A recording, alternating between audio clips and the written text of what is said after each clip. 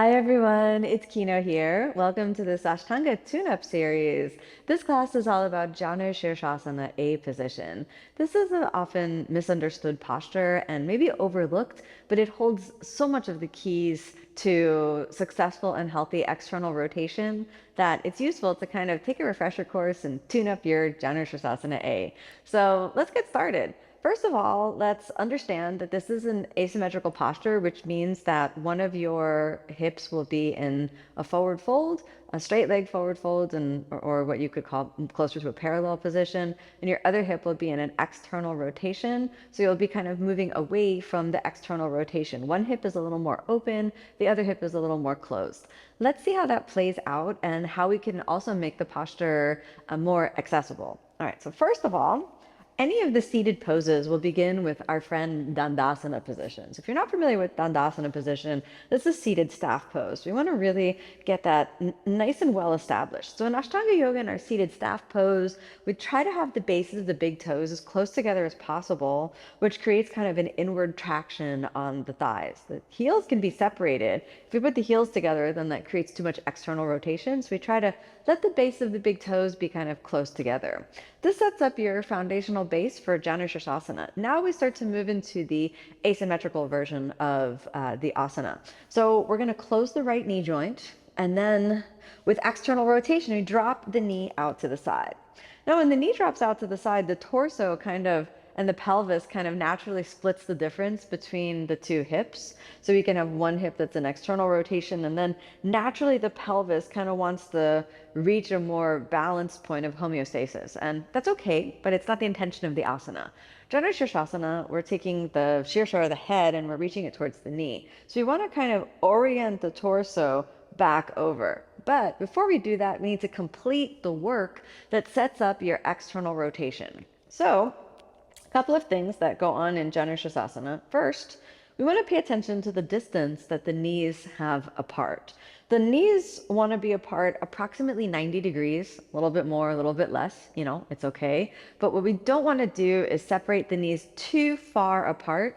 For example, if I put my knee all the way back here, then when I move over, it can create strain on the knee, and we actually move away from deepening the external rotation that's actually the foundational part of the asana. So a good way to measure that, a couple of things that you can think about in Janu Sirsasana A, is that the knees, again, 90 degrees away from each other, which means that if you were to draw a line, sort of a line from the knee, that should intersect at a point inside of the pelvis, creating a 90-degree angle. Don't worry about the architecture of the bones, but so for example, if you worry about the bones too much, you might think, oh, well, my shin bone and the femur needs to be at 90 degrees, or the two femurs need to be at 90 degrees. But that's not actually what the instructions are on the alignment of the asana. The knees should be 90 degrees away from each other. So when we think about that, just the knee, draw the line from the knees into the inner space of the pelvis, and we should have that nice right angle that we're looking for.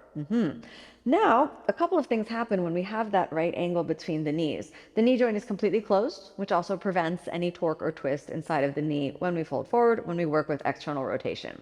Second, the heel draws really close to the pubic bone, and this means we can really kind of get that feeling of the heel coming into the pubic bone. And in the traditional text, there's a kind of maybe a little mysterious benefit to the heel pressing into the pubic bone. We have this idea that there are some energy centers down in the pelvic region, and when we press into those energy centers, we're also simultaneously stimulating and at the same time kind of awakening, and at the same time directing with intention the energy that's running through the body. We all have energy running through the body and running through ourselves. We're just not always conscious and aware of it. So this is part of the kind of more esoteric or mysterious benefits of Janu Sirsasana. Okay, so you'll have to experience that for yourself. I can't really tell you what kind of energy you'll experience once we begin to get deeper into the practice. So we have the knees 90 degrees away from each other, creating an external rotation on the leg that's bent out to the side. And then, now that we've got this established, the forward leg still maintains that strength of the Dandasana, which is a staff, or a Danda staff That's extended outward, which means my heel of the forward leg will remain rooted into the ground. The toes will remain kind of blooming out, and the thigh muscle as engaged as possible. Now we're going to orient for the forward fold element so we can get the head towards the knee.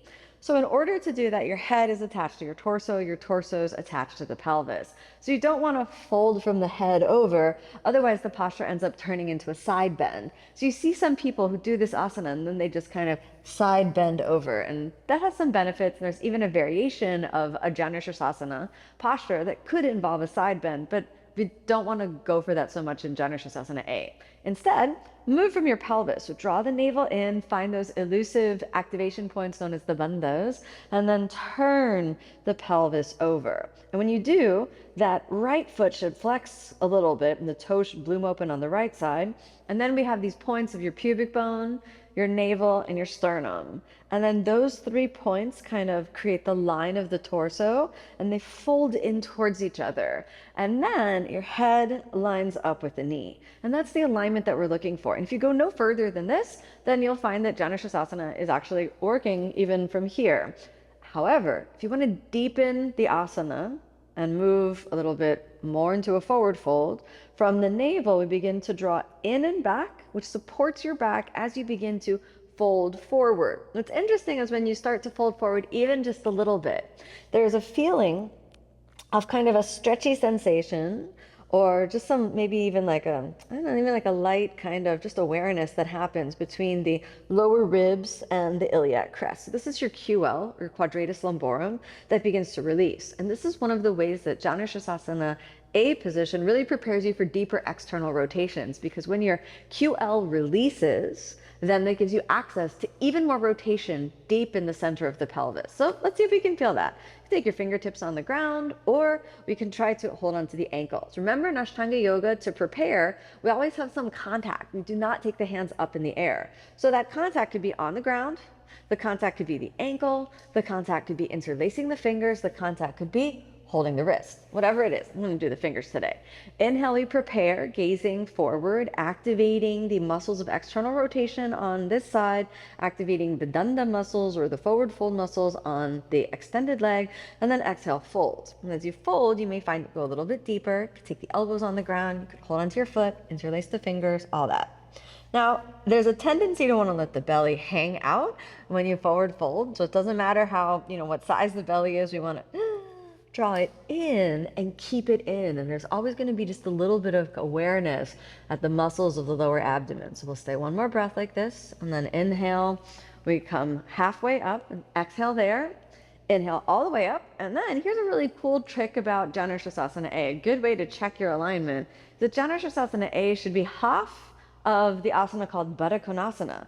So if you put the other foot in, and then we kind of mirror the legs, we have our Baddha Konasana shape. Right? It's another way to check to see if the knees are aligned in that 90-degree angle. So a question often comes up: what if forward fold is not accessible, or what if closing the knee joint completely is not accessible? Well, there's other options. The first option to think about if forward fold is not as accessible for you is that you can elevate your hips by sitting on a small blanket. Sitting on a blanket will give you that little pivot into the hip joints. And when you get that little pivot into the hip joints, it just makes it a little more accessible.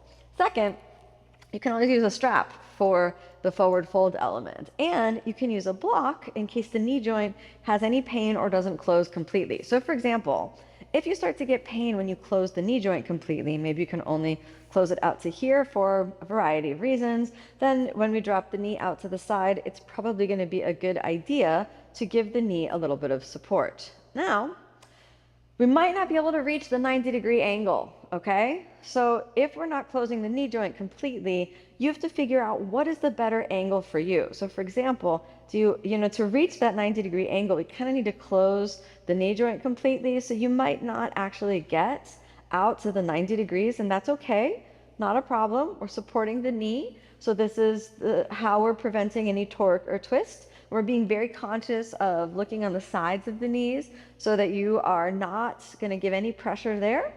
So you want to make sure you're completely comfortable. You can play around with where the block provides the most support. The block should not give you any pain in the knee. So if the block is giving you pain, plain, put a towel or something soft on top of the block. Next, let's take that strap. All right, so with the strap, try to keep that same feeling of the danda or the staff in the extended leg.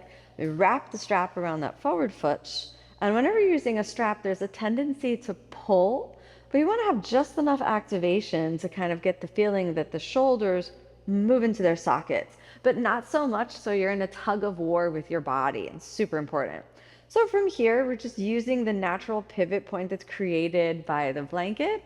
And then we'll inhale, prepare, feeling the muscles of external rotation on the bent knee and feeling the muscles of the forward fold on the straight leg. And then exhale, use the pelvic floor to pivot a little in. Keep your gaze at the forward toes and align your head with the knee that's in the straight leg. And in this way, we're still kind of getting that alignment of head to knee pose, which is the translation of Janu Sirsasana A. Drawing the navel in, you're feeling the body, not forcing the body. And after a few breaths, inhale, we straighten the arms and exhale there. We release. And then if you've used the block to support the knee, I recommend you use your hand to kind of lift the knee off of the block and then move the block away. And then you can either bend both knees or straighten the legs and come on back to seated.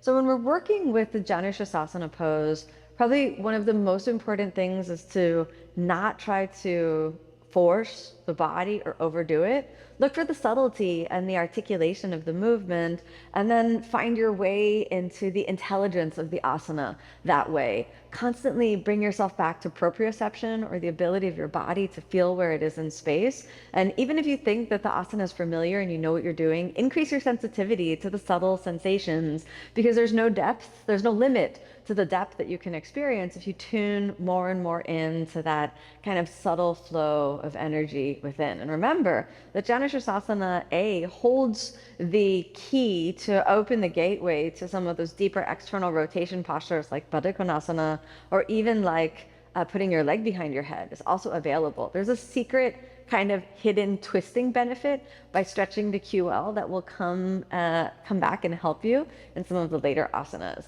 So take this information and go on the quest to discover the inner workings of energy in your Janu Sirsasana and keep practicing.